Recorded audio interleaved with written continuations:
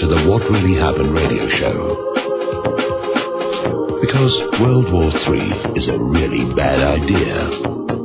Here is your host, Michael Rivero. And aloha, America. Welcome to our show today. It's Tuesday, September 1st, 2015 here, start of the brand new month here. Obviously, the big news today is the stock market drop. We're going to be talking about that in just a second. But our phone lines are open, 877-300-7645. Tom is in our control room, twiddling the dials and keeping us out of trouble and ready to answer the phone when you call on in. Well, it was definitely a bad day on the stock market, and it looked like the Dow might actually dip back into the 15,000s, but at the last second, the cavalry rode in, the plunge protection team, just trying to keep it above that psychological barrier of going back into the 15,000s. But down almost 3% across the board, and that is an echo of what was going on in the Asian and European markets. This is happening all around the globe. Now, did you notice on the SRN story where they call up some broker to reassure you, don't panic, don't sell your stocks, you know, it's up and it's down and there's really... Guys, you need to understand something. When they are telling you not to sell your stocks, they're not taking care of you. They're taking care of the bankers.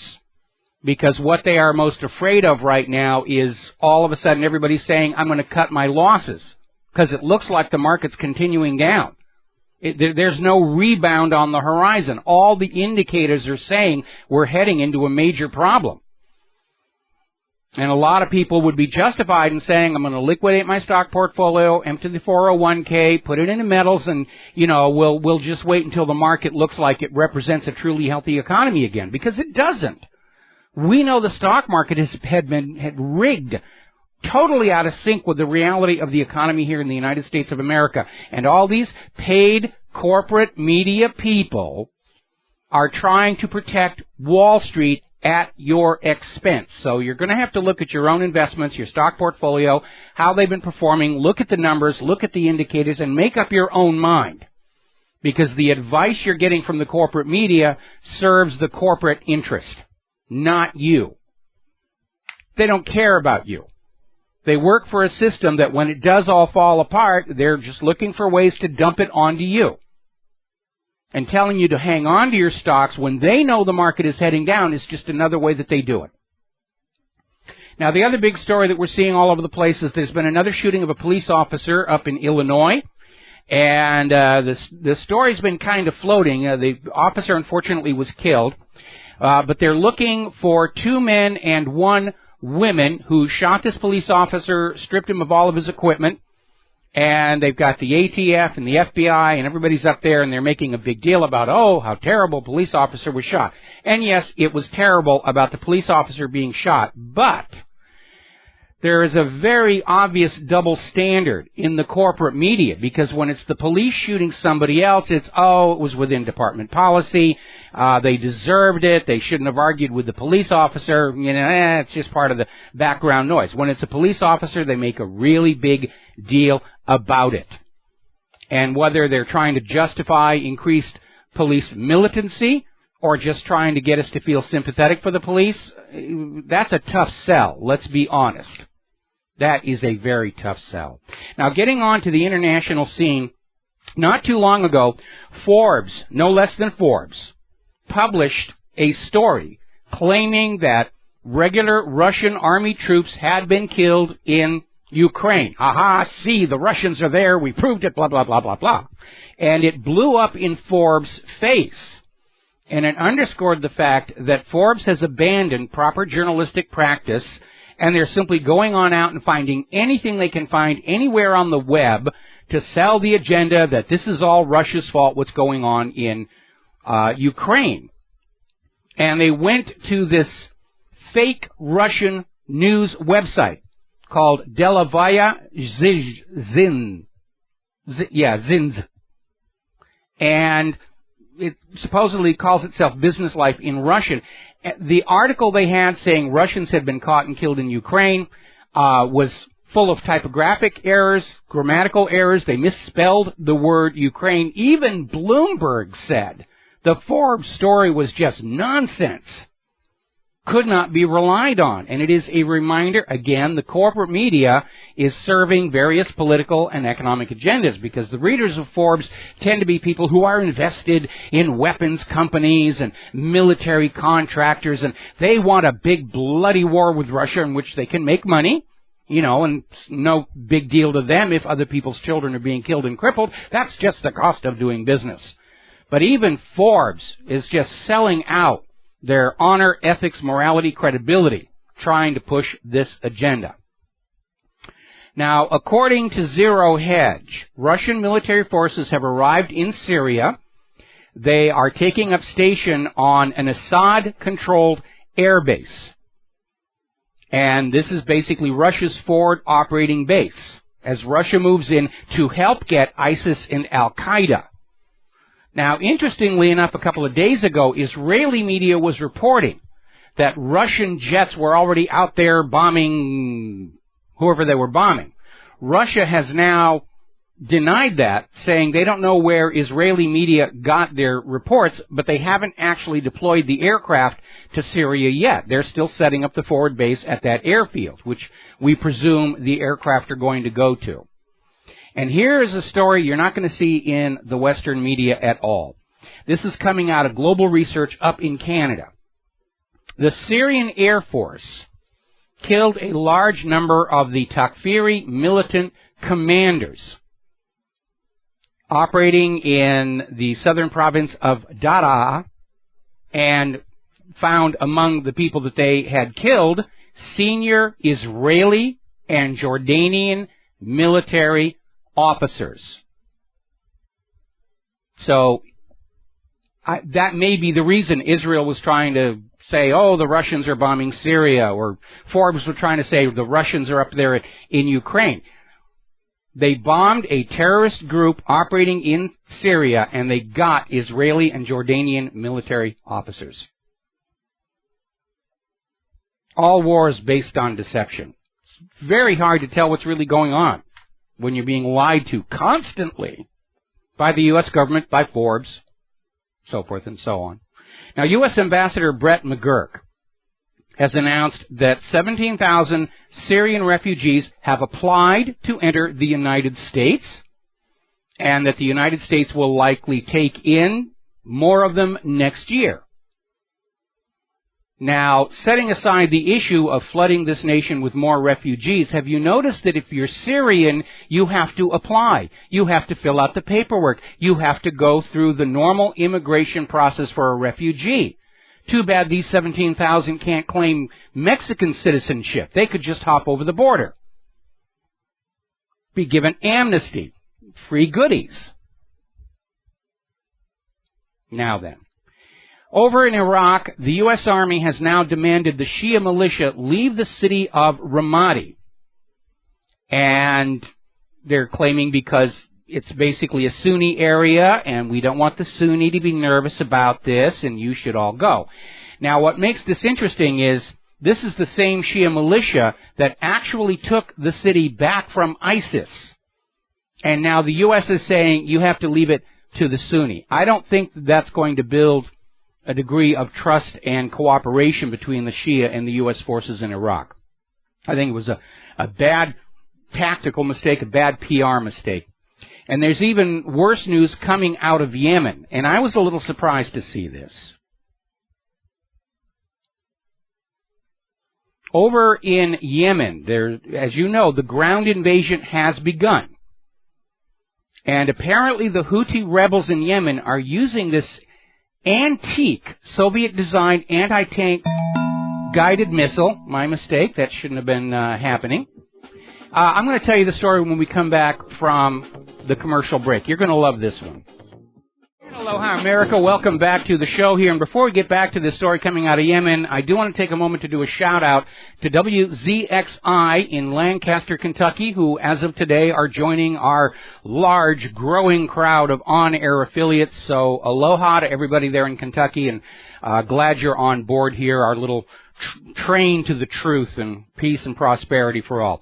So let me get back to the story. Over in Yemen, there's a video that has documented the Houthi rebels, or the Yemenite people, using these old Soviet Union Bassoon anti-tank guided missiles, and they are able to destroy American-made, Saudi Arabia-owned Abrams M1 main battle tanks. Now, we've been talking about how expensive American-built weapons have become and how they're not really very good, and this is another illustration. The M1 is supposed to be the biggest, baddest main battle tank on the planet, and it's being taken out with these relics from the Soviet Union. And it looks like this ground invasion of Yemen isn't going anywhere near as smoothly as they were hoping it was going to go. They were sort of hoping they were going to reconquer Yemen, put the U.S. puppet ruler back in, and that you wouldn't notice that's what's going on in the background. We're going to take a phone call here. Mark in North Carolina. Aloha, Mark. Welcome to the show. What's on your mind? Yeah, hello, Mike. Mike, I was watching Blue Dobbs last night. You know who he is, right? Yes, I know. Anyway, I used to respect this guy, but this guy is becoming a total neocon.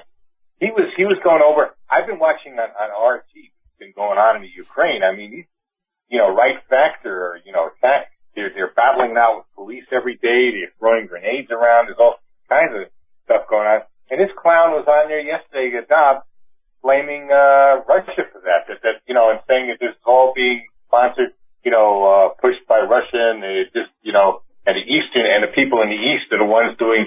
These weren't the people in the East. This is in Kiev going. This is right there in their capital city in Kiev going on. These neocons are out of control, and it just people don't. And unfortunately, they got total control of the of mainstream news. Yeah, well, which is why nobody is listening to the mainstream corporate media anymore, and they're coming on over here to the independent media. We've already got the lion's share of the audience here. But what's going on is we're in a race right now. From the point of view of the U.S. government, they know the economy is about to implode. They know the dollar is on the verge of collapse.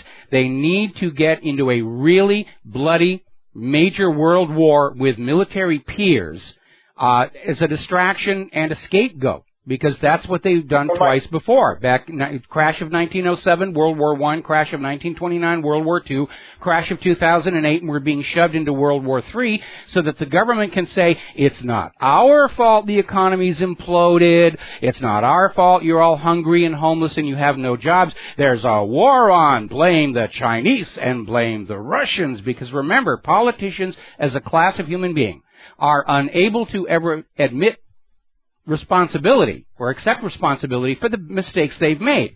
They'll take credit for anything good that happens, even if they had nothing to do with it, and anything that bad that happens, it's somebody else's fault. That's the way they are. And if the U.S. economy implodes and they don't have a major war and an enemy to blame it on, then the people of the United States are going to point the finger of blame where it richly deserves to go. Wall Street, the Federal Reserve, and their co-conspirators in Washington, D.C. And that's why they're trying to get this war with Russia going. So, Mike, don't they realize that, first of all, two things. If we had a conventional war with Russia, I don't think we'd stand it. The military of today, I don't think would demoralize, purge the military of today, I don't think would stand a chance. And if it goes nuclear, there's going to be nothing left even for the... Everybody loses that one. I'm in agreement. We're looking at our latest and greatest warplane, the F-35. It can be defeated in a dogfight with 1970s vintage American warplanes. It can be defeated by the current Chinese warplanes.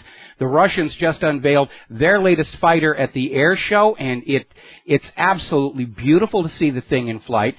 Because American military procurement is all about taking money from the taxpayer and giving it to the military contractors who write very generous campaign donation checks back to Congress. And as a result, we produce some of the most expensive weapons on earth, and they're really not very good. F-22 is still asphyxiating its pilots. Independence-class littoral combat ships are underarmed, under-armored. Their electronics are wide open to jamming. We found out now the Aegis system can be successfully jammed because of what happened to the USS Donald Cook in the Black Sea. The F-35 can't fly in the fog, can't fly in the rain, can't fly near lightning. The helmet fire control system still does not work. The software for the cannon won't be ready till 2019. I mean, it's just a major boondoggle, but it's hugely profitable for the companies that make these things. But you're absolutely right. My assessment is that we cannot win a conventional war against a military peer, either Russia, China, or worst case, both of them at the same time. And you're right. They'll go nuclear, and everybody's going to lose on that day. And it's not just the equipment. I mean, look at the morale. I mean, Russia loves their president. They love their country. They're patriotic today. It's not the old Soviet Union. We're becoming the Soviet Union now. And we're becoming Nazi Germany. You're right. Our young men and women in uniform are demoralized. Nobody's going to convince them this is a moral, just, and right war, because we've had 13 years of our uniformed troops being used to basically go on in and conquer nations that want to stop using the U.S. dollar, want to stop selling their resources for the petrodollar. They know these are all wars of economic conquest, and you're not going to get a lot of enthusiasm from soldiers who know that's what they're being used for. And not to mention the veterans that are being, that aren't even getting the benefits they're supposed to get. Oh, that made me so angry yesterday to hear that we've lost over 200,000 of our wounded veterans have died just waiting to get medical care from the VA. The VA is killing more American soldiers than the enemy is. I personally, my personal opinion, I think the troops should start a mutiny. I mean, it really is getting out of control. I mean, this is ridiculous. A cop gets killed there in Houston, and the whole nation is crying. You still got soldiers being killed off in Afghanistan and other parts of the world, and nobody even knows their name or nothing about them. I mean, it's ridiculous. Well, it's all for the political agenda here. I think there already have been mutinies. I mean, we remember back during Vietnam, the fragging scandal. I think what happened at Fort Hood was an attempted mutiny by a bunch of soldiers who were being told because of stop loss they had to go back to Iraq for another tour. And I think they just freaked out and they found some convenient Muslim to blame it on. Because, if there are any armed insurrections or rebellions within the rank-and-file troops, the U.S. government will never admit it, might give all those other uniformed, gladiators uppity ideas. Yeah, in Vietnam, there were a lot of fraggings that people didn't realize. As a matter of fact, a lot of people say that the reason the Vietnam War finally ended is because there were all these mutinies and fraggings going on in Vietnam, and they were worried about it out and out easy by the military at the time. So, well, basically, the Vietnam ended because the American people stood up as one people and said, no more. We got to take a break for commercials. Thank you for the phone call, Mark. We'll be right back. America, welcome back to our show here. Now, moving on down to the situation with Iran. As you know, on the 17th of this month is the deadline for Congress to exert the authority they voted to themselves to override U.S. foreign policy with regard to the deal with Iran. And Benjamin Netanyahu is on the warpath. He's out there to prove that he is in charge of the United States Congress, not the American people. American people in charge of Congress. What are you talking about? Democracy? Where's that going to get you?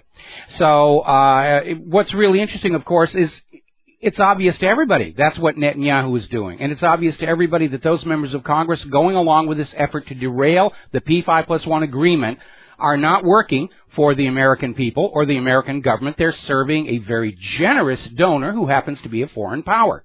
AIPAC's out there on the warpath. ADL has jumped into the fray. They're out there to prove that they are the final authority in the United States of America. And I hope Americans are noticing that and getting angry.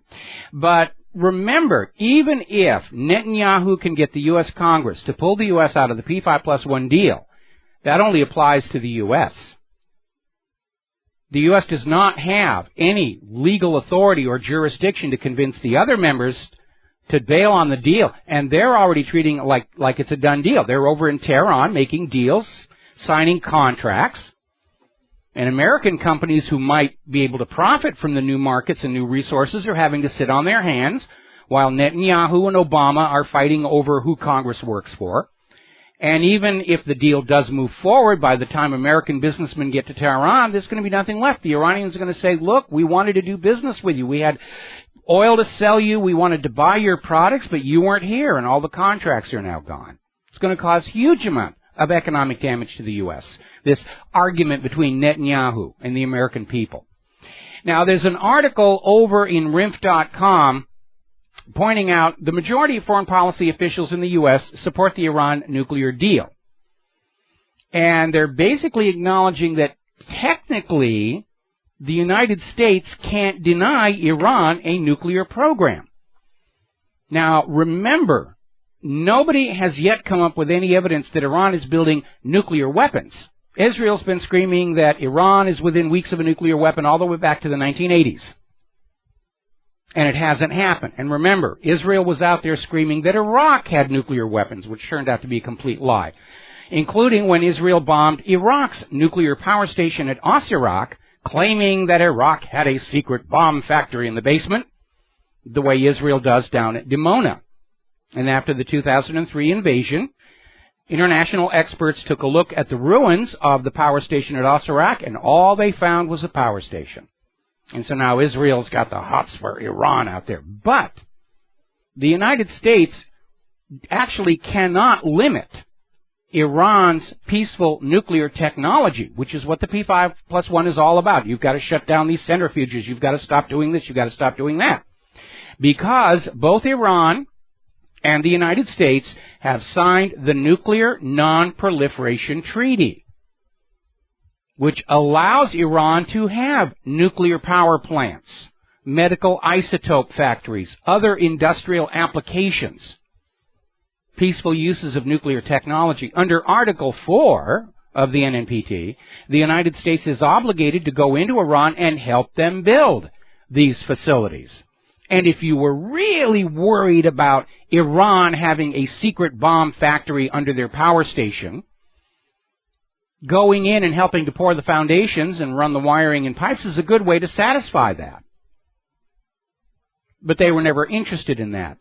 And as this whole debacle continues to unwind, it is the United States that is seen as being in violation of treaty, going back on its word. And that's a serious thing in international relations, because the United States ignored its obligations to Iran under Article 4, and by using the threat of military force to coerce Iran into surrendering their acknowledged rights under the Non-Proliferation Treaty, it is the U.S. that's in violation of international law. It is the U.S. that is failing to live up to its international obligations.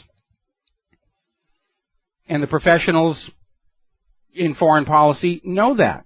That's exactly what's going on. Israel wants to destroy the United States' reputation for keeping its treaty obligations just to thumb their nose at Iran and try and get a war going, just like Israel wanted us to make war on Iraq, and Israel wanted us to make war on Egypt, and it just never seems to stop.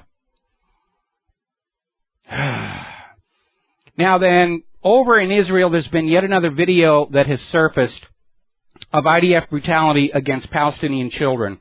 This one was notable because apparently the Palestinians who were watching this IDF soldier attack this kid whose arm was in a cast, they stood up to him, got him to back down, and the video's gone around the globe, and Israel's new excuse for all these videos is, oh, they're staged. They're all fake. They're all completely... All the videos about ISIS are real, trust us, but the videos showing IDF brutality against the Palestinians, they're all fake. Remember last week when Obama was out there trying to claim that all those Planned Parenthood videos were faked? If at first you don't succeed, lie, lie again. Motto of governments around the world. We're going to grab ourselves a phone call here. Dustin in New Jersey. Aloha. Welcome to the show. What's on your mind? Yeah, hi, Mike. Yeah, this whole Iran deal, people need to look at the stock market. All this is intersected. You know, like it all has to do with the same thing. It's the hegemony of the United States. We're losing the world currency, and that's a fact. And that's what these wars are all about. The U.S. government wants to drag the world back to the post-World War II years of Bretton Woods, where everybody that was doing commerce across a border had to use the U.S. dollar, out of which the U.S. financial system made a huge profit. And starting when Richard Nixon ended gold convertibility, that was technically the end of Bretton Woods. Countries are starting to drift away from using the U.S. dollar, and to drag them back, the U.S. came up with the petrodollar deal. That was taking control of all resource-rich areas, mostly the Middle Eastern oil countries, and saying you will sell your oil only for the U.S. dollar, so other countries still have to come to the U.S. and get dollars from us or borrow them at interest before they can buy their oil. And that's what all these wars are about, punishing nations that don't want to play that game anymore. In 2002, Saddam Hussein got permission from the United Nations to sell Iraq's oil for the euro. 1 year later, screaming weapons of mass destruction, the United States invades. They lynch Saddam Hussein, and Iraq's oil is back on the world market, but only for the U.S. dollar. Same thing happened in Libya. Gaddafi was greening up Libya, amazing waterworks, a very high standard of living. And then all of a sudden, Gaddafi kicks out their private central bank, sets up a state bank, and a new value-based currency, the gold dinar, that is not borrowed at interest from bankers. Then he announced that Libya's oil was for sale, but only for the gold dinar. The U.S. invades, they kill Gaddafi, the gold for the gold dinar has vanished, and Libya's oil is back for sale on the world market, but only for the U.S. dollar. That's what's driving all these wars of aggression, keeping the world under the control of the U.S. dollar and the petrodollar. And the rest of the world is... Iran. Yeah. Something's changed. Yeah. There's like a battle going on in Washington between the neocons and the money junkies. There's a battle going on, and they want to go to war with Iran. Actually, the money junkies and the neocons are perfectly aligned on this because they want Iran to be under private central banking. They want Iran's oil to be sold only for the U.S. dollar. And that's the real agenda behind all of this. Dustin, got to let you go and take a break for commercials. Thank you for the phone call, and we'll be right back. Aloha, America. Welcome back to the show here. And looking at Fox News, the only thing they're reporting today, besides the closing numbers on the stock market, is the search for the killers of this police officer. And they have been running this for hours and hours and hours. The shooters have not been found. I have a feeling at this point they won't be. So Fox is reporting and making a big story out of absolutely nothing has happened so far. And they're doing it to distract people away from what's going on in Ukraine, what's going on in Yemen, what's going on in Syria, what happened on Wall Street. We're being conditized. And for those who don't know what that means, back in early 2001, the U.S. government was already announcing to other countries the plan to invade Afghanistan in October of that year. Was covering Jane's Defense, BBC, all of the foreign papers said, yes, the U.S. is going to go into Afghanistan in October. The only people not being told that were the people of the United States of America. We were being distracted and dazzled with the Gary Condit and Chandra Levy scandal. Oh, did they have an affair? Did he bump her off? What happened? And was constant focus on Gary Condit. Oh, he's leaving the building and crossing the street. Is he staying within the lines on the crosswalk? Let's go to the sky cam. And it was just nonstop keeping us focused. So we adopted the term conditizing, when the media is focusing on a story because they don't want you looking someplace else. Same thing happened back during the Whitewater investigation, when Kenneth Starr got everybody focused on the stained blue dress and sex acts in the Oval Office.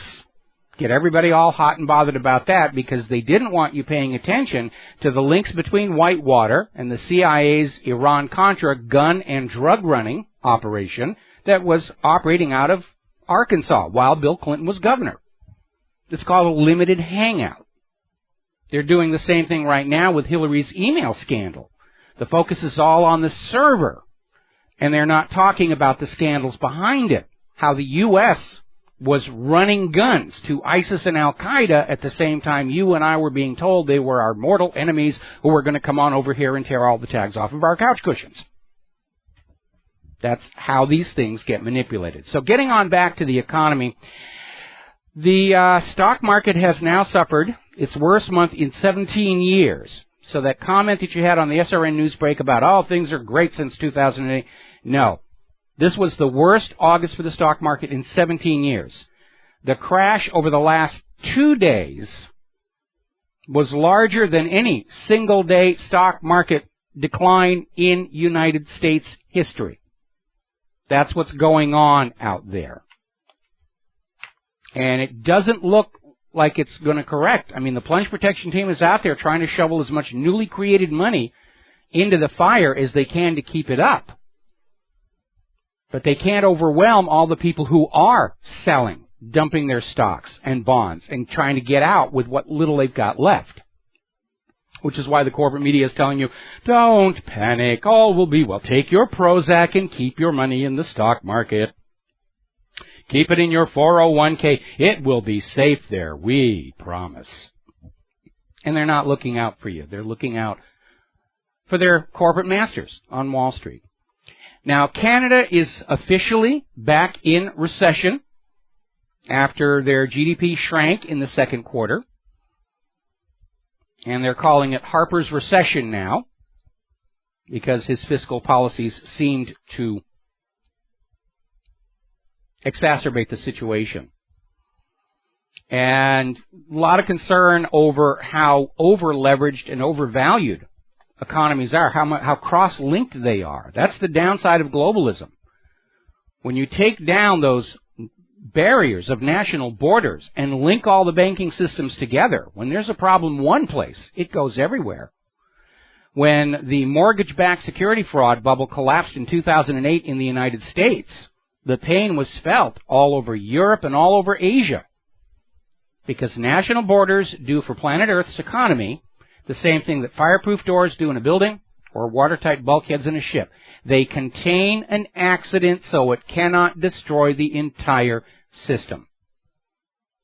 You can prop open the fireproof doors and the doors and the watertight bulkheads, and it'll seem like things are better because you can get around the building and the ship a lot faster until that first fire or that first leak, and then the whole structure is lost. That's the fallacy behind economic globalism. Down in Puerto Rico, there is a big hue and cry for debt relief and an end to enforced austerity. It looks like they're going to default on their bonds. There is a $72 billion financial crisis hanging over Puerto Rico, and it extends beyond Puerto Rico and the $72 billion because of those wonderful little financial instruments called derivatives and credit default swaps. This is what really turned Wall Street into a giant open-air gambling casino, and the traders love the action. They're hooked on the adrenaline. Derivatives can make you very rich very quickly when the economy is going up, and they can turn on you and make you instantly poor when the economy goes the other way. And that is really the threat to the global economy. Are all the credit default swaps sold against various debts in Europe, Puerto Rico? And they're already trying to figure out some way that they can claim this nation hasn't really defaulted and we don't have to make good on the credit default swaps. They're already talking about it's not a default, it's a payment moratorium. And it's only going to last 20, 30, 40 years, but we don't have to pay you off on the credit default swaps. But they're not going to be able to keep up doing that much longer. Flashback from May. Mathematical analysis showing the U.S. national debt is unpayable. And of course it is, because that is the flaw in the private central banking model. Because when you allow a private central bank to issue all of the public currency as a loan at interest, the debt always is larger than the available money supply. Doesn't matter how hard you work or how much you sacrifice. The debt can never be paid off.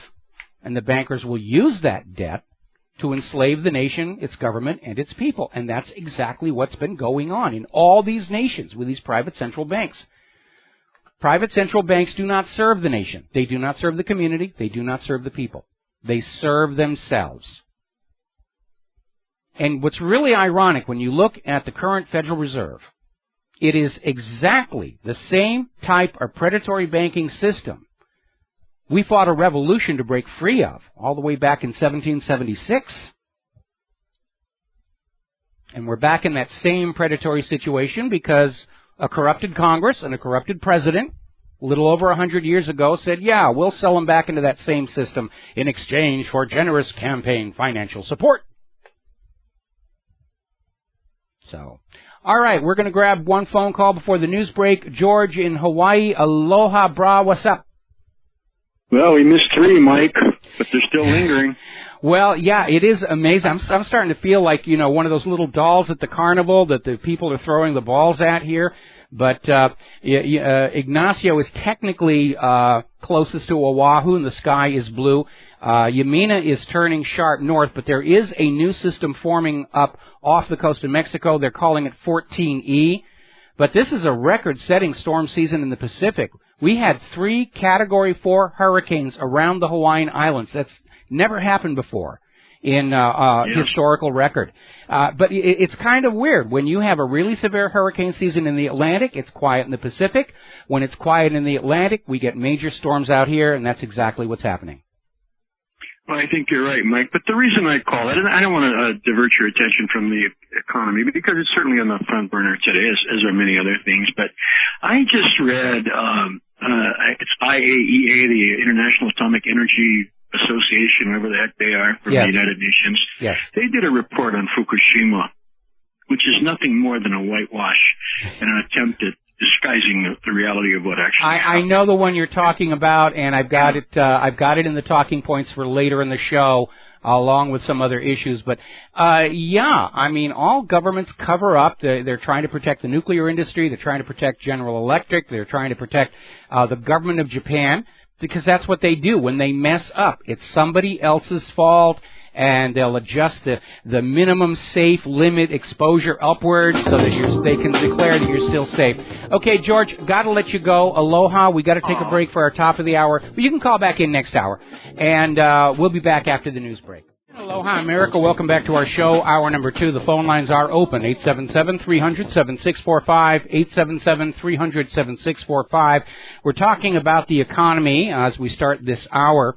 And there's an interesting article coming out of ThomasDishaw.com, talking about mass layoffs coming to the banking industry, primarily because consumers are starting to move their banking out of the large big box banks, the large corporations, the national brands, and move to smaller neighborhood, locally owned banks as being less risky in the event of coming haircuts, confiscations. The big corporate banks are tangled up with all of this mess on Wall Street, including derivatives and credit default swaps. People are starting to very slowly desert those larger banks, which would be wise and prudent to do. Now, getting on back to Obamacare, which is a failure both in its overt and covert purposes, and it has caused nothing but trouble. Over at the Internal Revenue Service, they're now admitting that they were unable to verify 40% of some $15 billion of Affordable Care Act tax credits because they can't get the data from the health insurance exchanges. Remember that disastrous computer system that was given in a single award, no-bid contract to a company, one of whose executives was good friends with Michelle Obama. That was apparently the entire reason they got the contract, and they were already in trouble. This software company had botched Canada's long gun registry system to the point where they just had to trash it. And the Obamacare website, almost $1 billion in costs. And all this company did was go on out and grab other pieces of software and stick them together to try and come up with the Obamacare website. And we all remember what an absolute disaster that was. And the postscript on that was that apparently 12 college students were able to put together an operational copy of Obamacare's website that worked perfectly over just a couple of weeks' time. And it's a huge mess. I'm hearing that in some cases processing of medical bills through Obamacare is running years behind. It's a huge, huge mess. Now, normally I tend not to comment on fellow radio broadcasters, but Rush Limbaugh crossed a line because he went on out there trying to say, basically because of a quote from the Bible, those who do not work shall not eat, to argue for cutting all financial support for the 94 million American citizens who cannot find work and have not been able to find work. Russia's attitude is let them starve. And obviously, I disagree with that, because when the Bible was written, it was an agrarian economy. Anybody who wanted to work could work. In our modern, corporatized, regulated society, you can't just walk out of your house and start tilling a piece of soil to grow your food. If there are no jobs, there are no jobs. And we have seen decades of U.S. government policy and tax policy encouraging the exportation of high-paying manufacturing and technology jobs to other countries. And when we look at these 94 million Americans who have been unable to find work for years now, it's not their fault. These are educated people. They went to school. A lot of them are still dealing with those usurious student loans. They didn't do anything. It was done to them. And if we're going to get through this coming mess at all, we're going to have to be looking out for each other. Because government certainly isn't going to do it. Corporations aren't going to do it. And apparently Rush Limbaugh's not interested in helping anybody out either. So turning to our ongoing presidential campaign, even though the actual election is still more than a year away. And John Oliver had this comment on his show that's absolutely right. Okay, there will be babies born on Election Day whose parents have not even met yet. That's how far ahead in advance the campaign has cranked up. Now, apparently in the latest New Hampshire poll, Donald Trump is out there in a 35% lead. Ben Carson's not even in the top 10. The polls are just all over the place, and every campaign is finding the poll that favors them and putting it out there.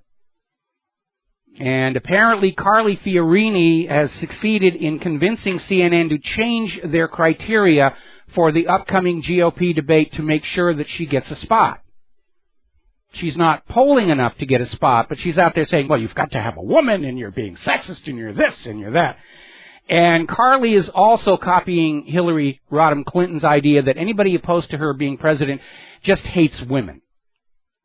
And that's simply not true. People are looking at Carly Fiorina's performance when she was CEO of Hewlett-Packard and saying that if she had that kind of a job performance as president, our nation's economy wouldn't survive it. Carly Fiorina took one of the most successful, reliable, trusted American iconic companies and almost ran it into the ground.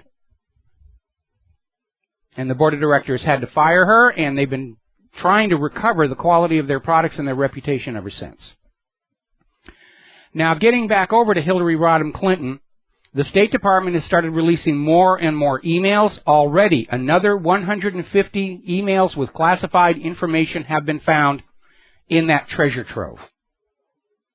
And there's a lot of personal embarrassments, because apparently Sidney Blumenthal, in an email to Hillary on the night of the 2010 midterm election, when the Tea Party was winning, basically bashed Boehner as alcoholic and lazy. That's going to be a huge embarrassment as well. Now, remember, the focus is on Hillary's email server, but there are two issues behind it I think we need to look at. The first one is that it is now confirmed, at the same time you were being told ISIS and Al-Qaeda were our mortal enemies in the war on terror, the U.S. government was supplying and equipping Al-Qaeda and ISIS in Syria to use as proxy forces against Bashar al-Assad. Now, if Hillary did that on her own, that's an act of treason. Treason is giving aid and comfort to declared enemies during a war. If Obama did it, I don't think he's ever going to admit it, because it underscores that the entire war on terror is a hoax to cover up what are essentially U.S. wars of conquest, aggression, and clandestine coup d'etats to install puppet rulers in countries whose resources the U.S. wants to control. Now, the other scandal we don't really have any proof of, but if you go back to Bill Clinton's campaign for his second term as president. He was authorizing the transfer of secret and top secret high technology to China, much of which had military application. And there were a lot of complaints from the Pentagon and intelligence agencies saying, you can't do this, you can't do this. This is going to harm the U.S. And Bill Clinton said, I'm the president, I can do it, whatever I want to do. And then it turned out at the same time he was sending those secrets to China, Chinese money was pouring into his re-election campaign. Now, we're going to take 4 minutes for a commercial break here. And during this 4 minutes, obviously I want you to listen to the commercial, but just understand, the Clintons have a prior history of treating U.S. secrets like it's their own personal property and selling them to foreign countries for campaign donations. That part is an established fact. We'll be right back. And aloha, America. Welcome back to the show. We're talking about Hillary's email server scandal and the larger scandals that may be hiding behind it. Now, the server, here's the story for those of you who have not been following this along. When Hillary Clinton became Secretary of State, she set up a private email server. She went to a company in Colorado to set it up for her, a company that already had a reputation, allegations of fraud with one of its executives, a company that was not cleared for IT work exposed to classified information, which is a violation of an executive order signed by President Bill Clinton. And the company that set up Hillary's server is under legal investigation right now for copying off classified U.S. government phone numbers. In one case, something they did actually disrupted telephone communications in Washington, D.C. Now that right there says, were they tapping the lines? Were they trying to break into the lines? Was it a spy ring? So that's the company Hillary went to all the way out in Colorado to set up her private email server. And this came to light because when the Congressional Committee looking into the attack on the consulate in Benghazi was going through State Department emails, they noticed they didn't see any going to and from Hillary Clinton's government email address. And that's when it came out she had the private server. It was as big a revelation as when it came out that Richard Nixon had that audio taping system in the White House. Now, Hillary Clinton deleted over 30,000 emails. We're supposed to trust her that there was nothing there but personal commentary.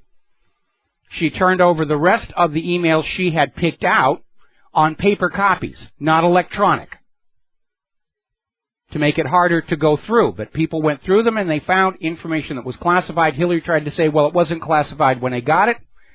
Turns out it was classified on creation. And she's thrashing around on this whole situation. Now, the server itself is a problem because it had a weak security certificate. It was wide open to being hacked. The data on it was not even encrypted, which means the people at the company in Colorado could read everything that was on it in the clear. And they were not cleared to be looking at that information. It's a violation of protocols and rules and classification and even presidential executive orders from top to bottom. The server was wide open to be hacked. And we know it has been hacked at least once. There was a Russian hacker named Guccifer who basically was copying off Hillary's emails and sharing them with foreign media. Russia Today published some of them, not the classified stuff, but just to document the fact that the server was wide open. Now, Hillary said it was for her convenience because she didn't want to drag around multiple telephones. And yet photos of Hillary show her with her government-issue BlackBerry, an iPhone, an iPad, and a mini iPad. So that doesn't even stand up. So, going back and looking at how the Clintons were trading away America's top military technology secrets to China in exchange for Chinese money coming into their campaign, we've got a previous pattern of the Clintons treating U.S. secrets like it's their own personal property. Now, technically, under U.S. law, no candidate can accept money from a foreign national. So all this Chinese money came in through Chinese American citizens. John Huang, Charlie Tree, a whole bunch of them. Some of the money ultimately had to be given back. When it was documented, it actually came from Chinese intelligence agencies. That part is confirmed. I've got a story up on the main page at WhatReallyHappened.com, The Epic of Clinton's Mess, that goes into this, along with another article about the details of the email scandal. So here's what may have been going on, and somebody needs to look at this. Hillary Clinton has this private email server, supposedly in her home, may have actually been in a data center in New Jersey. That part is still kind of fuzzy. But the server was wide open to hacking. We know it's been hacked. And on that server were classified documents about the internal workings of the United States government, including satellite data, stuff that's never supposed to be exposed to foreigners, data takes from the NSA, all of it wide open, available just for somebody to help themselves. And we can assume at this point they were helping themselves. Well, how does Hillary get paid? Well, there's where the Clinton Foundation comes in, because charitable foundations are allowed to accept money from foreign sources, unlike a political campaign. And as it turns out, more than 40% of the top donors to Hillary's foundation are from foreign countries. And there's already a track record that was being looked at that foreign governments that donated to the Clinton Foundation got favorable treatment from the State Department. Larry Klayman filed a RICO lawsuit against the Clinton Foundation as being a slush fund.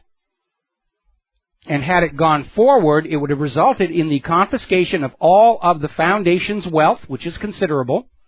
But, unfortunately for Larry Klayman, the judge hearing the case down in Florida was a Clinton appointee who refused to recuse himself despite the obvious conflict of interest, and ultimately just tossed the RICO lawsuit out. I'm waiting to hear back from Larry Klayman if they're going to refile and try and get a judge who's a little less bought. But that's what's going on down there. Now then, you're probably aware that the data dump from the Ashley Madison Have an Affair website has been an embarrassment to corporate CEOs, politicians, government officials, and Joe Biden's son, Hunter. And Joe Biden is out there insisting it's not him, even though the credit card details seem to say it is. And Joe Biden has now said it's the Kremlin. The Kremlin signed him up to Ashley Madison in order to embarrass Joe Biden when he runs for president. That, I think, was Hunter Biden jumping the shark right at that point. Okay, one more story before the commercial break. I know we've got a caller, but I'm going to leave you into the next segment because we don't have enough time to do you justice here. Getting on back to the IRS scandal, which everyone was hoping you were going to forget, where it looks like the Obama White House was repeating one of the crimes of the Nixon White House and using the IRS as a weapon against its enemies. According to last reports, U.S. District Court for the District of Columbia Judge Amy Berman Jackson has determined that the IRS should be compelled to release all data requests that came from the White House. That is bad news for Obama, for the IRS. Oh, we're sorry. We deleted it off our server. The dog ate our emails. That's what Lois Lerner was saying. We'll be right back. Aloha, America. Welcome back to the show here. Now, the Federalist has just put up a new article in which they are documenting that Hillary Clinton, as Secretary of State, originated classified information. She knew it was classified because she classified it on her unsecured email server, and it was distributed to people who were not authorized to see it, including her friend Sidney Blumenthal, who is a former Clinton associate who has been banned by the Obama White House.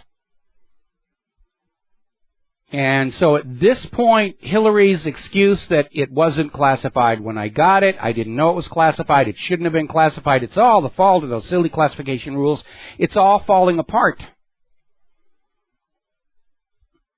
And I think somebody seriously needs to look into the possibility that Hillary set up this very weak private server as a repository for America's most important governmental secrets, as an espionage operation. See, in the old days when you were a spy, you'd have to go in and physically take copies of the files, and then you'd have to leave a mark in a public place and then meet your handler someplace, and it was all high risk, or you'd have to tape the records up under a bridge in a local park. Not anymore. Private email server, everything's there, ready to be taken advantage of, and the donations pour in to the charitable foundation. If I were part of the FBI, and I'm glad I'm not, but if I were, I would be opening an investigation, an espionage investigation. And I know the FBI is investigating Hillary Clinton over this, but I'm not holding my breath they're going to come up with anything, because don't forget, the FBI covered up for the Clintons in the murder of White House Deputy Counsel Vincent Foster during Bill Clinton's first term as president.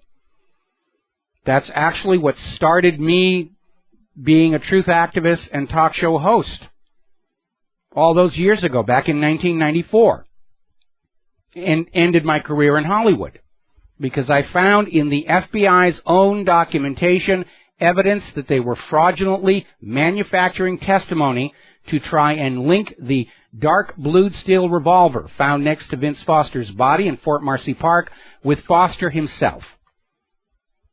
And once you find evidence of fraud, you know the whole thing is a fraud. Because if the FBI was conducting a real investigation and telling the truth, they don't need to fake anything. So the FBI already has a past history of protecting the elites. And of course, Hillary can blackmail them with that now. So I'm not expecting the FBI to actually come up with anything. I think the FBI is going to say, we took a really good look and it's questionable, but nah, she didn't do anything wrong, and we endorse her for President of the United States of America. Harumph, harumph, harumph. All right, we're going to grab a phone call. Keith in Minnesota, aloha. Welcome to the show. What's on your mind? Hi, Mike. How did you like those pictures of the meteorites over the church? Those were amazing, and it was kind of frustrating because for some reason we didn't see any here. I got up early in the morning, got out the camera, nothing. You got all of our meteors instead of us. That was just about a mile south where I grew up. Some friend of mine took them on it. So, but the reason why I'm calling is about, student loans there. I was just going back, checking on Great Lakes there for my kids there and seeing, and the subsidized loans, I think, they're about 3.5% and they don't come due, but the unsubsidized loans, can't believe how government let them be able to charge over 6.5%, 7% on those things. Well, because college is no longer about education in this country. It's just another way to plunge people onto that debt hook earlier in life. And costs of college have skyrocketed way out of proportion with inflation. Financial support for students has evaporated. It's just another machine to get people to throw themselves into the slavery of the banks. 3.5%. Yeah, well, that's the thing is that even Peter Schiff says that. He says maybe you should try. Can you turn down your speaker in the background here? Because I got it. I got it off. All right. Yeah, because, all these kids get lured into college with promises that there'll be high-paying jobs that'll make paying off the student loans as easy as they can. And, of course, they come out of college with a degree, and there are no jobs here. And even the kids who've got degrees in high-tech, they really haven't been given a good education. They've been given a good indoctrination. But that's why all the high-tech companies in the U.S. are using these H-1B visas to get well-educated young people from other countries who actually know how to make stuff work and bring them to this country. That's correct. And I just don't see it. And then as for trade school there, well, your manufacturing jobs, they're gone, or most of them. Yes. And as for being a teacher there, well, you're indoctrinated on what you can only teach. So I'm very glad when I was teaching over at the University of Hawaii, I was teaching computer animation and visual effects, and because that wasn't political, they kind of left me alone. I'm sure they were checking up to see if I talked politics in the classroom, but I didn't. I've always had a big black line between my work in visual effects and motion picture and the politics, and so I wasn't about to take advantage of that situation. I'm sure they had somebody watching me, though. Oh, yeah. But the thing is, another thing, I just went on the net, and I think over 20% of the student loans are in default. Yeah, it's another bubble. It's another bubble ready to burst. And what are they going to do? Well, you can't get a job. I remember here, this is 10, 12 years ago, where, well, I'm a chiropractor, retired. Okay. And this husband and wife team in Texas, well, they're laid on their student loans, or they're, almost default, and they're going to pull their license, state license. I said, how in the hell could that will do? And I said, if you can't work, how are you supposed to pay it back? Yeah, that's happening all over the country, where people who are behind on their student loans, their licenses are being pulled, or they're taking their car, and it's like, how do you expect these people to pay it back? And I think the attitude is they already know we can't pay back all this debt, so it's just another license to plunder people. Yeah, and like I said, at 6.5%, these kids come out. Well, I've been paying some of the interest and stuff like that best I can, but you're still coming out 60, 80, even more in debt. And you wonder why nobody can buy a house too, because if you go and apply for a house, they look at there, you got $800 or $700, $800 bill. Right now we're in a country where kids who finished high school, or maybe didn't even finish high school, just dropped out and got a job, they're in better financial condition than these kids who went to college and got a degree. And it's absolutely the inverse of what the system was when I was a kid, which was admittedly a long time ago. Oh, yeah, well, shit, you're just 70, what the heck, or whatever. Huh?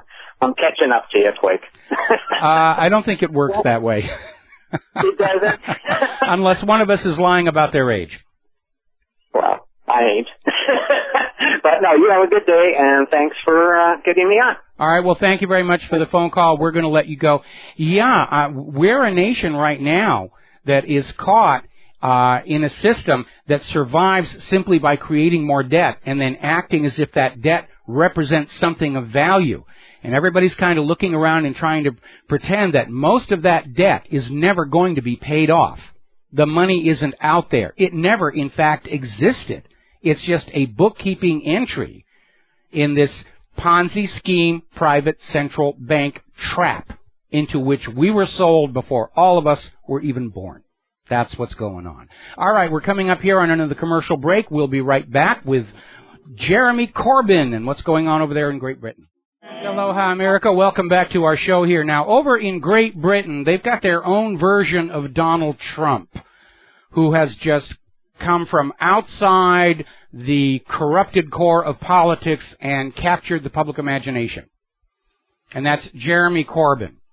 And he has scared the heck out of the status quo and the establishment in Britain. And he's leading in the polls, and he is doing very, very well. And he's now campaigning on something that is getting a lot of traction with the British subjects, and that's weakening the Queen's power.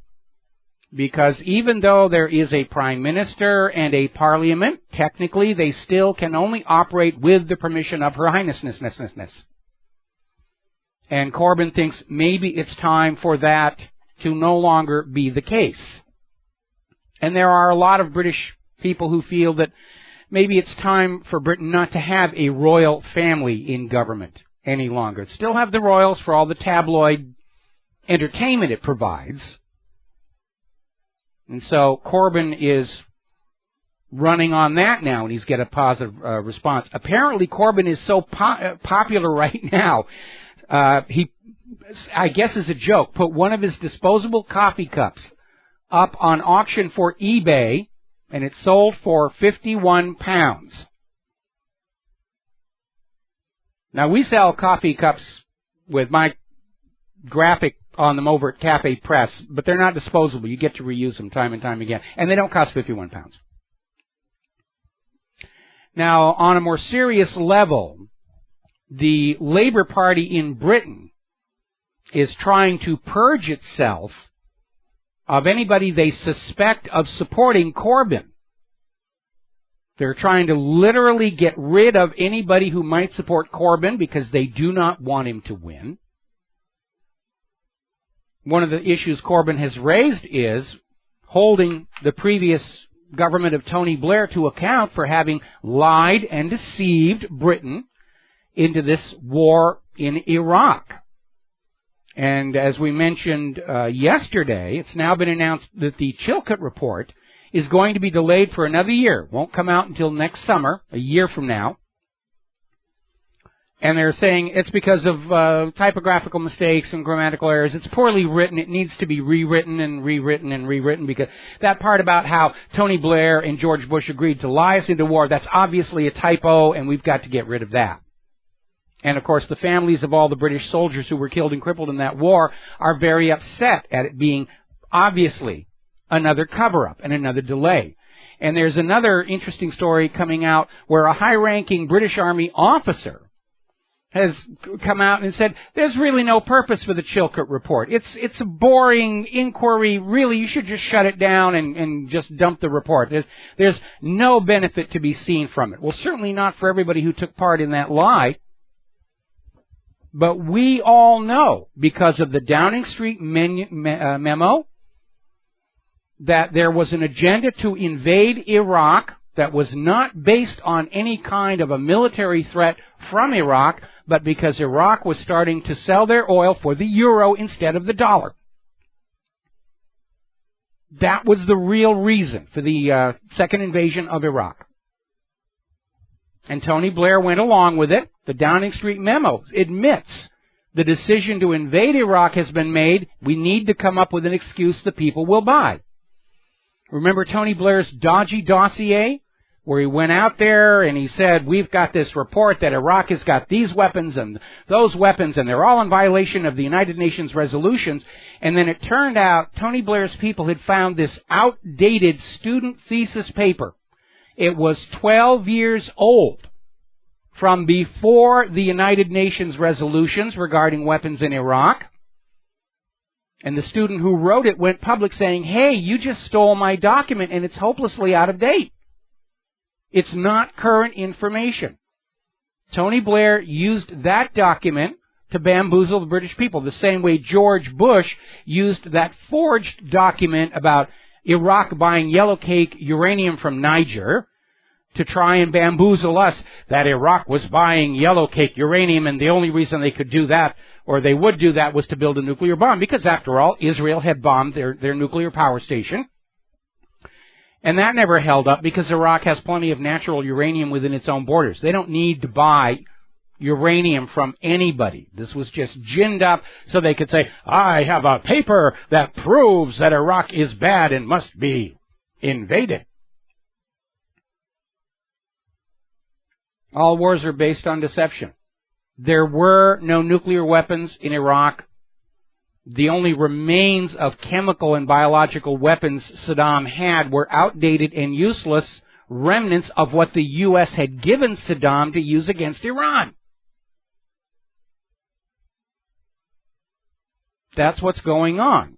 And they're trying to derail the Chilcot inquiry, because when the truth does come out, some of these people are looking at war crimes trials up in The Hague, and they deserve to be there. So do our government officials who lied us into a war of conquest. In fact, I view it as the highest of high crimes and misdemeanors for any leader to lie to their people to trick them into a war of conquest, which is what the war on Iraq was. Take control of the oil, make sure it's sold only for the U.S. dollar, get rid of Saddam Hussein, and put in a new, more agreeable puppet ruler. Now, as you know, Britain is coming up on a referendum. In fact, it's going to be, the first part of it's going to be in Parliament next week.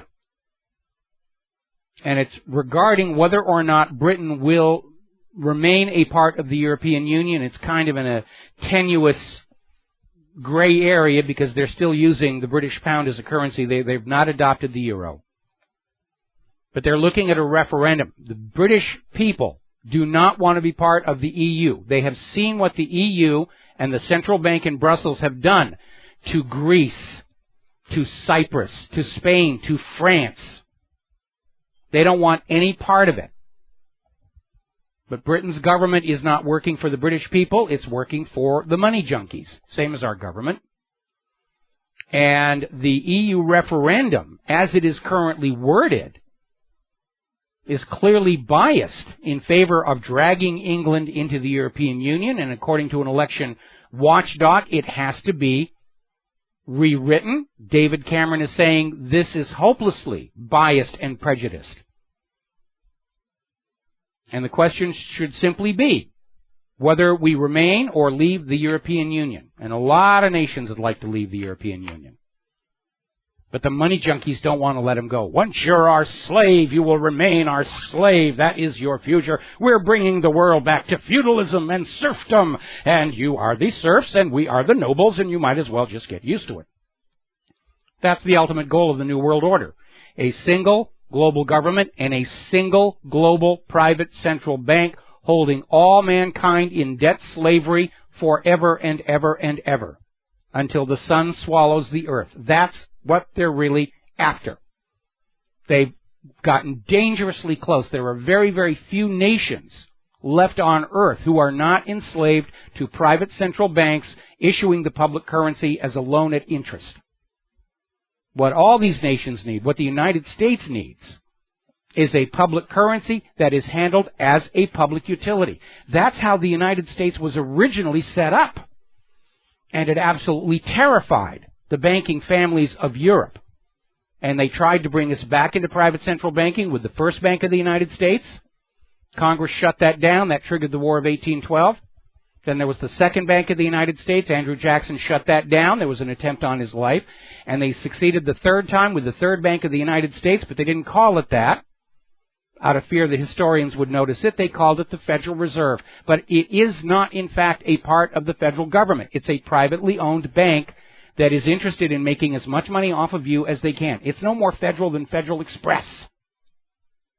It's a scam. It's a Ponzi scheme. And government goes along with it because they're very generous campaign donors every election cycle. Going to take a break for the news, and we'll be right back. Aloha, America. Welcome back to our show here. Hour number 3. The phone lines are open. 877-300-7645. 877-300-7645. And I'd like to talk a little bit about immigration because, as you're hearing all over the news, we are seeing a mass refugee migrant crisis, the largest since World War II, happening all around the globe. And part of it is obviously people fleeing from all these U.S.-authored wars and coups d'etats. The other part of it, I think, is an attempt to erase our sense of a national or cultural identity, to blur it, to make it easier to convince us we're part of a single global government. And we have seen in the United States this effort to erase our past history, especially that part of it that has to do with freedom and independence, banning the Confederate flag, the show Dukes of Hazzard. I mean, for 30 years, everybody watched Dukes of Hazzard. Nobody was offended by it until the politically correct liberals came out and said, you ought to be offended by it. If you're a loyal American, you'll be offended by the Dukes of Hazzard. I'm not offended by Daisy Duke one tiny bit, no matter what any liberal tells me. Want to erase the Gadsden flag, taking down statues, desecrating Confederate graves. And now we had that story about how in one state, South Dakota, they're no longer teaching early American history in high school. Because all that stuff about revolution and freedom and independence and the Declaration of the Constitution, it just takes time away from your mandated Holocaust studies and indoctrination in human-caused global warming and other nonsense from Common Core. The reason Donald Trump is doing so well, the reason Jeremy Corbyn is doing so well, they're talking about things that the people of their respective nations are really concerned about. Every election cycle, we will see the same pattern repeated. They try and manufacture issues they're comfortable talking about. Gay marriage, abortion, whatever. It's going to be on out there. And this time we've got Donald Trump and Jeremy Corbyn saying, look, what the American people are really worried about is the economy, the wars, the flood of immigrants. And the American people are saying, yeah, finally we've got somebody who seems at least a little in touch with what's going on. Now, apparently they just did a sweep for illegal immigrants in Los Angeles. They arrested 244. Most of them had a criminal record. Now, remember when Donald Trump came out and said these Mexican and Central American governments are taking advantage of our open border to dump their undesirables on us. And everybody said, oh, you're being anti-immigrant, you're being racist against the Mexicans and all the rest of it. And yet it is true. And it's not without precedent. When the U.S. opened its borders to Cuban refugees, Fidel Castro went down to all the Cuban prisons, emptied them out, put them on boats, and said, 90 miles that way, have fun.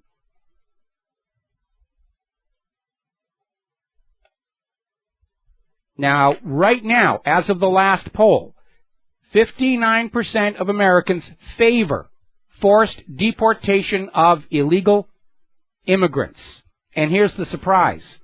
40% of Hispanics support forced deportation.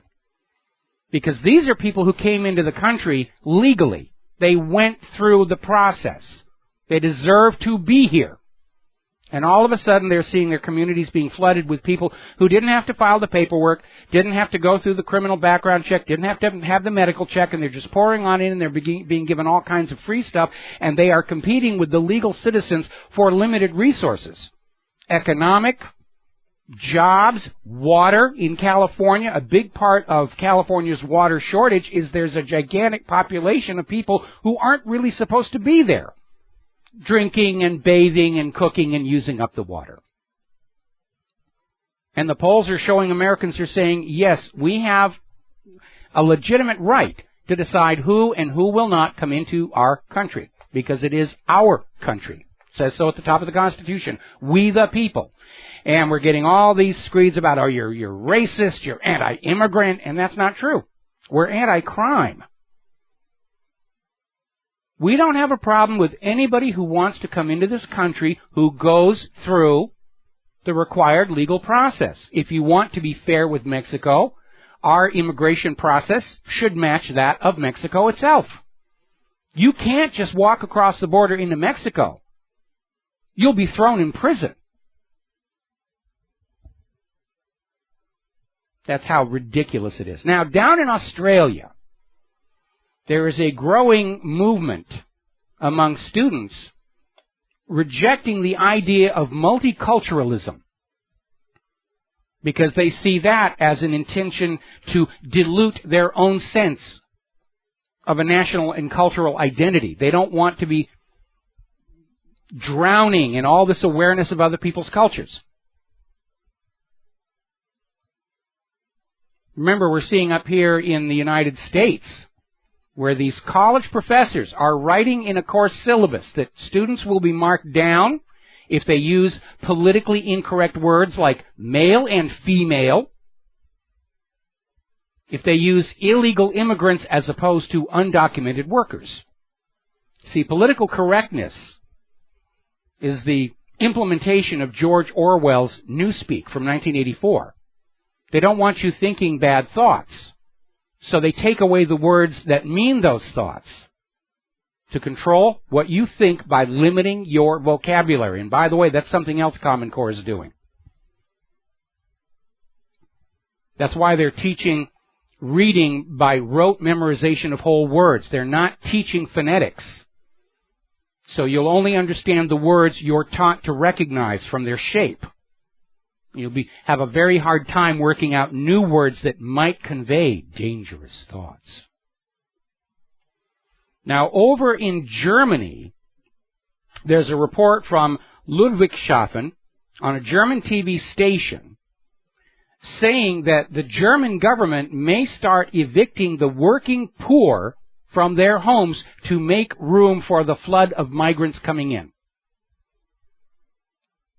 Germany, just like the United States, you're going to get a better deal from the government if you're an illegal.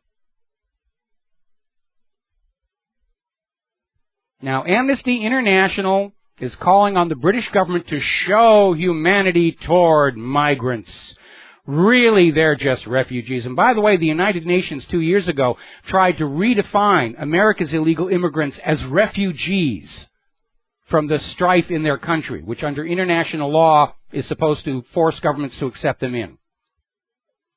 If you want to stop this crisis, stop all these wars. Most of these people, especially the Syrians, are migrants and refugees because the U.S. war made them that way.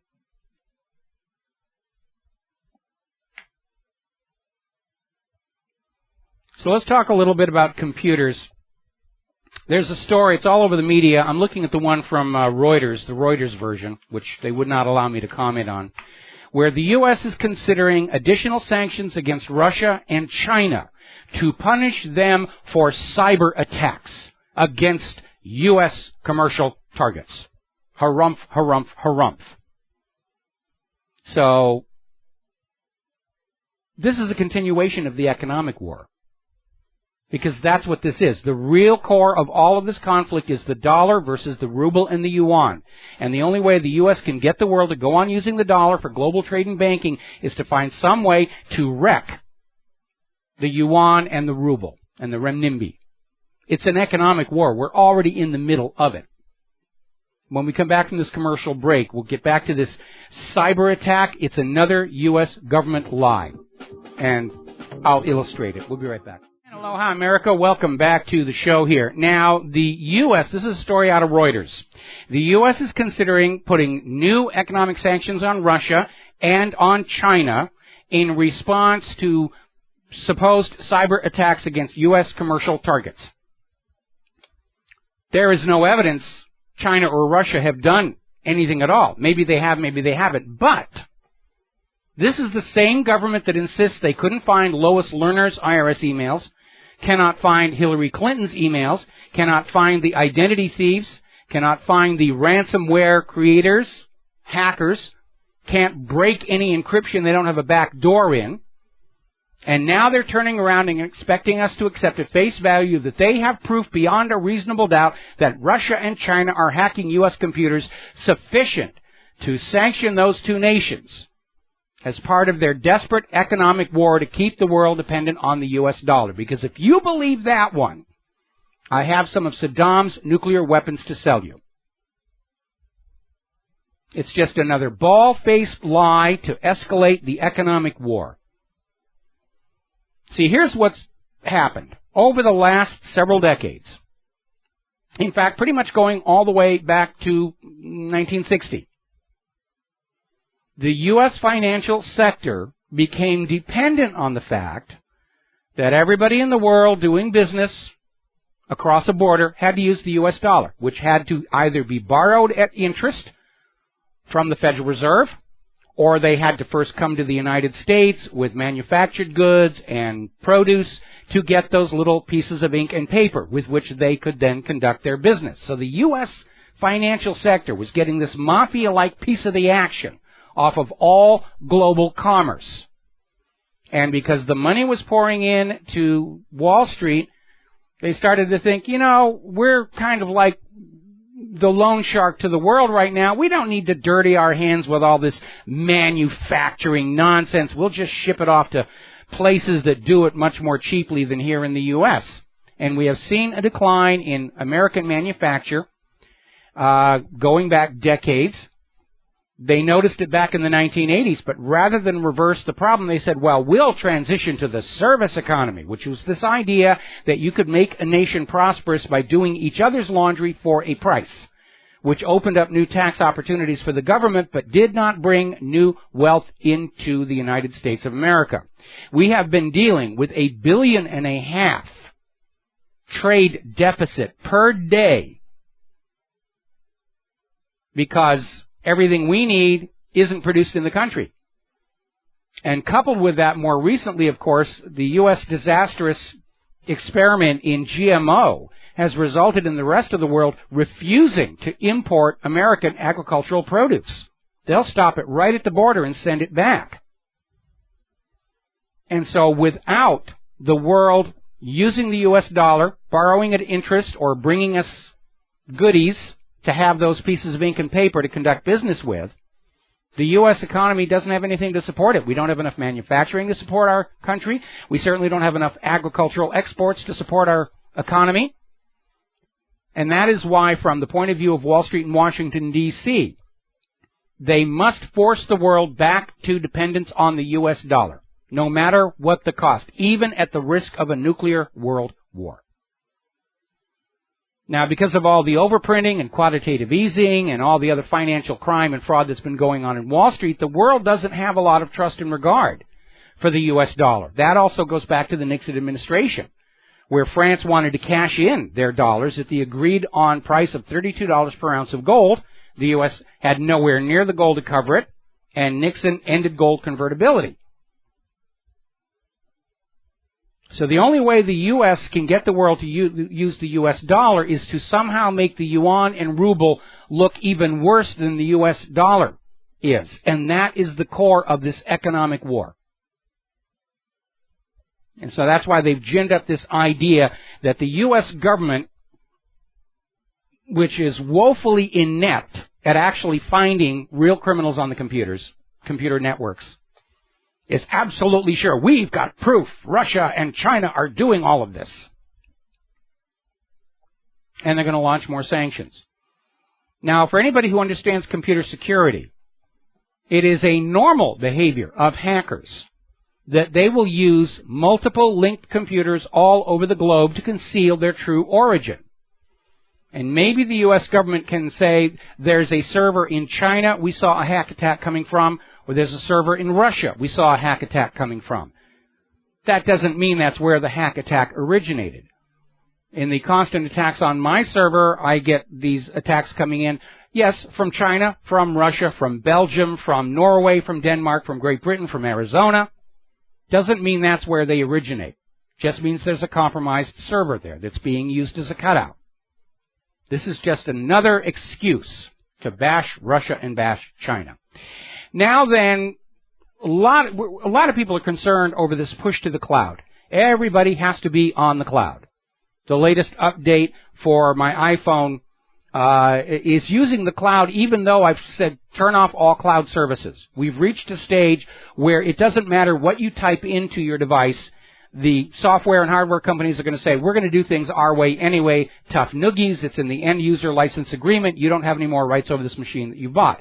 Microsoft Windows 10, of course, is spying on everybody. No way to turn it off other than to firewall the IPs that the data is being sent to. And the problem with the cloud is that your data is outside your control. It's wide open. The iCloud can be hacked. Remember the big scandal about the nude celebrity photos being leaked all over? They were hacked out of the iCloud, and apparently they still can't fix it. And they don't know who did it or where they're from, but we're supposed to believe that the U.S. government knows Russia and China are behind these cyber attacks. It's amazing. Okay. Interesting little story on the Daily Bell talking again about computers and the cloud. And it's talking about this growing concern about how anybody going into or out of the United States can have their laptop computers and other personal electronic devices seized by the border agents and searched without a warrant, without probable cause. We're just going to look in there and make sure that you are not violating anybody's intellectual property rights by having illegal movies. And by the way, we're going to copy off the naked pictures of your significant other. And people are trying to figure out how can we hide our data from prying government hands. Remember when smartphones first came out, they'd have the little slot for SD cards? They don't do that anymore. Don't want to give you removable external storage. Oh, no. That would make life way too hard for the government spies. And so this article is talking about people who are saying, well, I can just store the stuff in the cloud on one side of the border and retrieve it on the other. No. The cloud is wide open, and we can presume it's backdoored by the NSA. We'll be right back. America, welcome back to our show here, and finishing up with computer stuff. Apparently, the German government is warning Facebook they have to clamp down on Holocaust denial or else. That Facebook will comply with German law regarding content, even if it's considered freedom of speech in the United States of America. Now, in Germany, it is a jailable offense to even ask a question about the official story of the Holocaust. When Ernst Zundel was taken to Germany for his trial, the judge in the court told him point blank, I don't care if everything you're saying is absolutely true. I don't care if it is an absolute hoax. German law says you cannot say it. Truth is not a defense in the German courts. Sig heil, sig heil, sig heil. When I was a kid, I bought the whole Holocaust story because that's what school taught us. That's what TV taught us. That's what movies taught us. And I was naive and trusting and stupid back then. And I believed every single word of it until I started hearing some of the things that didn't make a lot of sense about what was going on. And then when I saw how anybody who asked a question, not denying, not anything, just saying, what about this? This doesn't make sense, how they would be destroyed.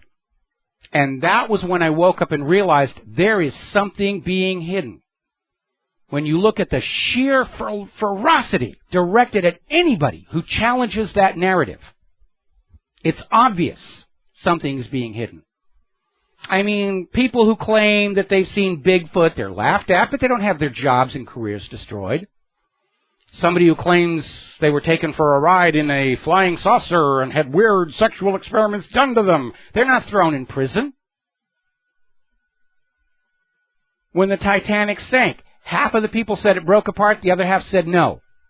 Nobody got thrown in jail for not going along with the consensus.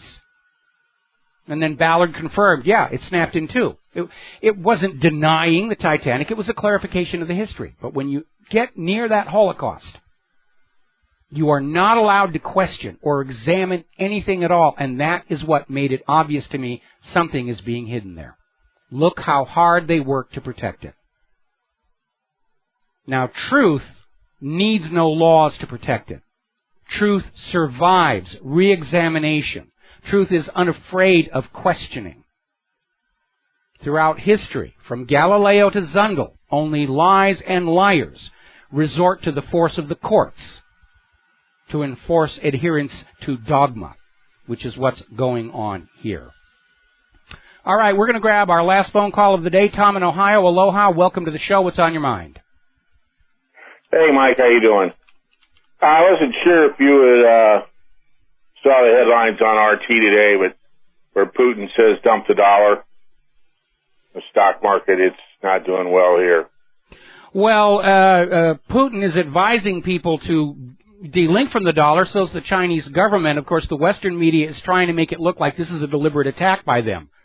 It's just constant spin. Right. When the big crash happens, they're going to blame Russia and China for it and say, we have to go to war. They have attacked our most sacred U.S. Federal Reserve note. And we'll be off in another war for the bankers. And by the way, for the new listeners in our Kentucky affiliate, there's an article at my website you need to look at. It's called All Wars Are Bankers' Wars.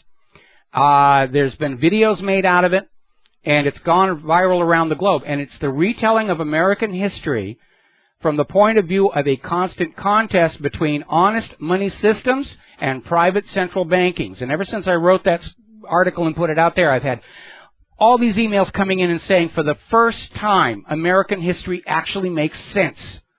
Why there were assassinations, why there were wars, why all of this stuff has been going on. And so that's an article you need to read and share with everybody. Okay. Hey, Mike, good talking to you. Keep up the good work. All right. Thank you very much. And we're going to let you go here and getting on back to news. Now, there's a story that just broke. This is over. It's a YouTube video. And it was a hidden camera. This is the age where hidden cameras are becoming the nemesis of corruption. And basically it shows on the video, Hillary's National Marketing Director illegally accepting foreign contributions. Now, this is minor, but it does indicate a willingness to skirt the laws. Members of Mrs. Clinton's team accept a donation from a Canadian woman at Hillary Clinton's campaign announcement rally. This woman wants to buy hats and pins, and the staff members, Molly Barker and Aaron Teeb, express awareness that they cannot accept a donation from a foreign national. But they then turn around and agree to let the Canadian woman give the money to an American standing right next to her to basically donate. This is exactly what the Clintons did during Bill Clinton's campaign for a second term in the White House. China was sending all this money to Chinese American citizens who would then donate it. So already we're seeing they're trying to skirt the campaign finance laws. Now this is low-key. It's just a Canadian woman who's only a few bucks, but it betrays a willingness of Hillary's campaign staff to weasel around the laws. Remember the video that came out the other day where Hillary's people are running a Get Out the Vote campaign to get voters registered. And the law is you have to register everybody regardless of affiliation and candidate support. And Hillary's people were out there saying, just register the ones who are going to vote for Hillary and let everybody else go. Now, I think in the blueprint for the new America, we should have a very simple rule, which is that if a candidate's campaign is found breaking the law or engaging in election fraud, that candidate should be immediately expelled from the race and banned from all public life. Because if a candidate cannot manage their own staff and keep them in compliance with the law, then they're by default incompetent to manage an entire nation. We should have a zero-tolerance policy on this. And we don't. There's sort of a nudge, nudge, wink, wink. It's okay to steal an election. You can go to jail for 20 years stealing a pack of cigarettes from the local 7-Eleven, but you can steal an election. Nothing's going to happen to you. That's kind of a little backward to me. Now, another story that's just coming out, the third Greek bailout is all of a sudden in jeopardy. It's being stalled. And here is an example of how this private central banking scam is designed to enslave people to the bankers. The holders of the Greek debt are saying this third bailout will not be paid if the upcoming elections don't go the way the bankers want it to go. It is that blatant and obvious. The Greek creditors are saying that if the Greek people vote in another Syriza party, that they're just going to cut off the third bailout. And Greece will collapse and default. There'll be a derivatives firestorm all over Europe and North America.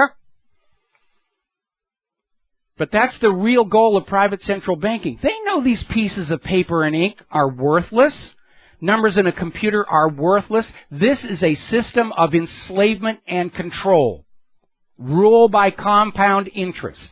And it's no more legitimate a form of governance than rule by divine right or rule by slavery. And like those former failed systems, it only works because you've been brainwashed into believing this is the way the world is supposed to work. And it is a big lie. A gigantic lie. It's a fraud. We need to go back to the economic system this nation was started with.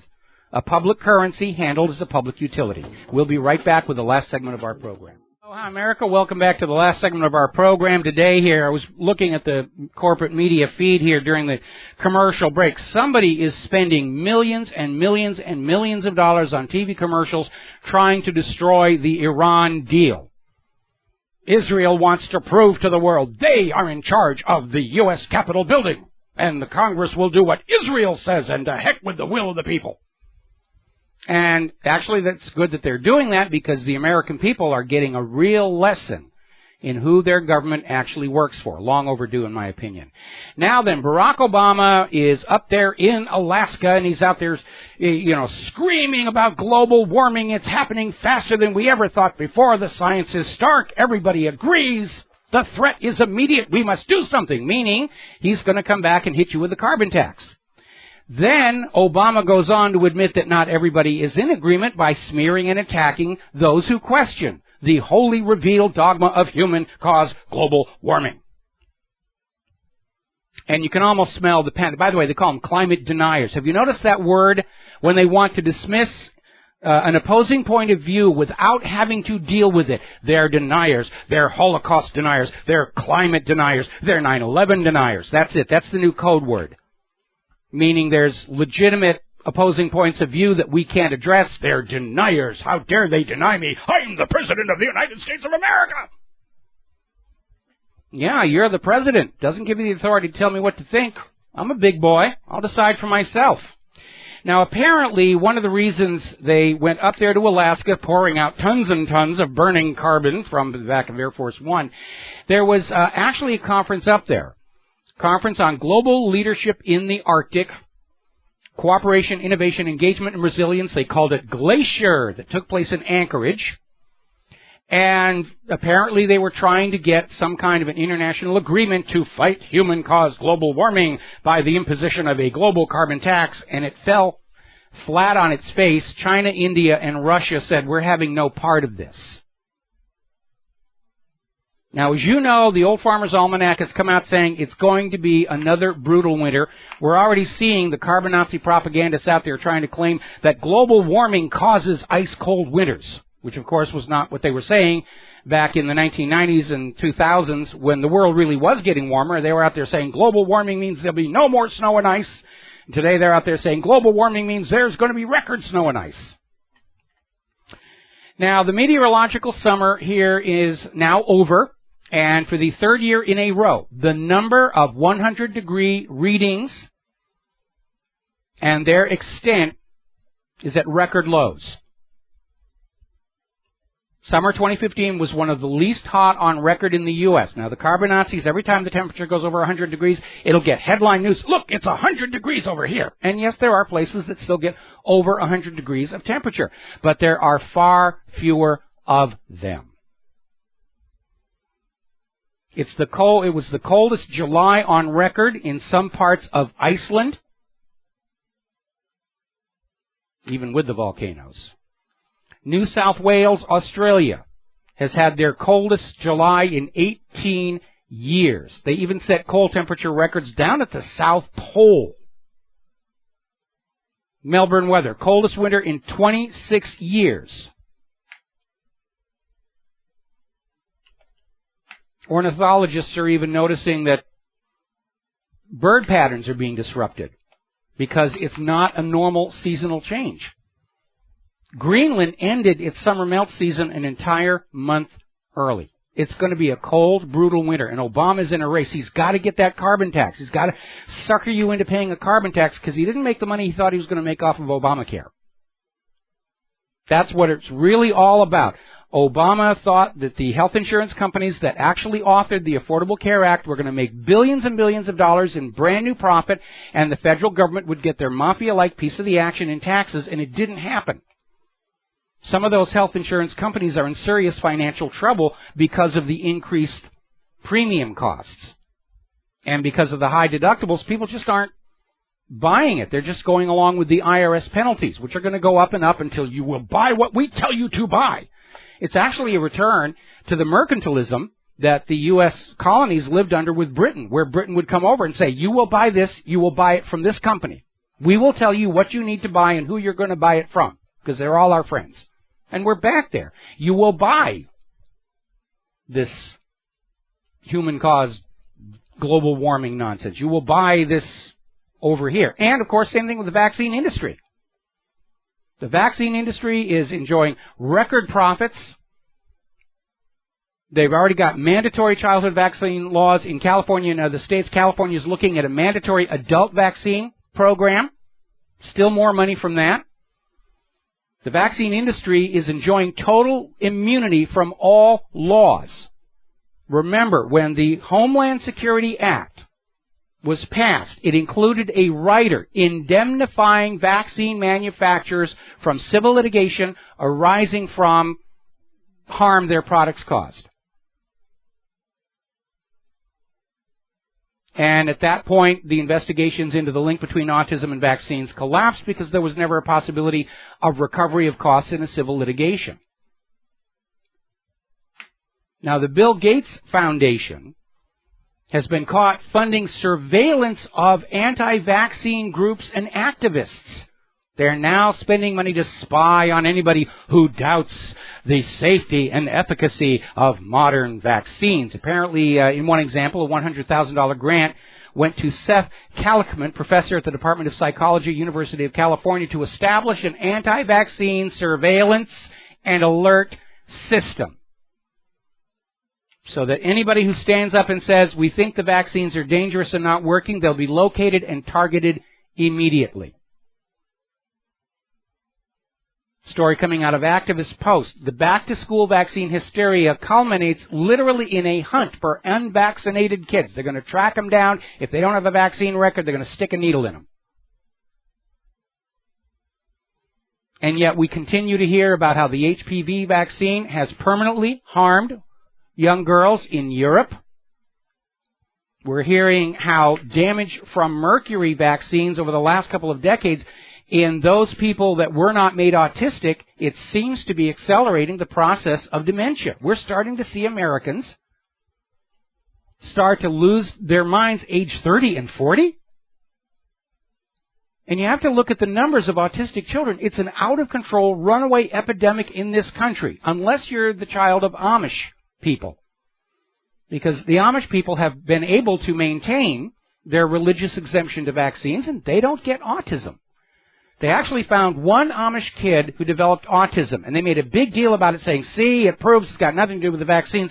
Then it turned out the Amish had adopted this kid, who had gotten the full course of mandatory vaccines before his adoption. It's all about money. Money, money.